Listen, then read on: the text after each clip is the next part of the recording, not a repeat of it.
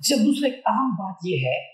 کہ ان دنوں میں جو لوگ حج پر جاتے ہیں وہ تو چلے ایک طرح سے احرام میں ہوتے ہیں، وہ تو احرام کی پابندیوں کی وجہ سے کام ناخن نہیں کاٹتے، بال نہیں کاٹتے، لیکن جو لوگ حج پہ نہیں جاتے، جن کوئی حج پہ جانے احرام ادھر موجود ہے یا دوسرے ممالک میں موجود ہے، ناخن کاٹنا، بال کاٹنا، اس حوالے سے کیا شرعی حکم ہے،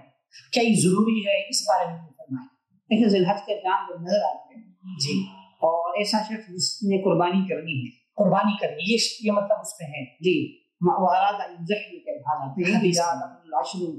ذی الحج، جب ذی الحج کا عشرہ داخل ہو جائے، جی، واراد احدکم ان یضحی، جی، کہ تم میں سے کسی شخص کا ارادہ قربانی کرنے کا ہو تو وہ اپنے بال اور ناخن نہ کاٹے، جسم کا کوئی حصہ نہ کاٹے، یہ ایک مستحب ہے، مستحب ضروری نہیں ہے، تو ثواب ہے، تو کوئی اس پہ عمل نہیں کرتا تو گناہ کوئی نہیں ہے۔ البتہ یہاں پہ ایک بات میں ضرور ایڈ کروں گا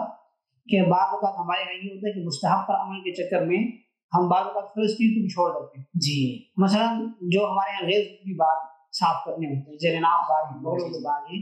بعض اوقات وہ بال وہ 40 دن سے بڑھ جاتے ہیں۔ اچھا، اب اگر فرض کریں کسی نے نہیں کاٹے، اس سے کوتاہی ہو گئی ہے اور عشرہ ذی الحج داخل ہو گیا، تو اب وہ اس مستحب کے چکر میں وہ نہیں کرے تو گنہگار ہوگا، کیونکہ 40 دن سے زیادہ بالوں کو رکھنا یہ درست نہیں ہے، گناہ ہے۔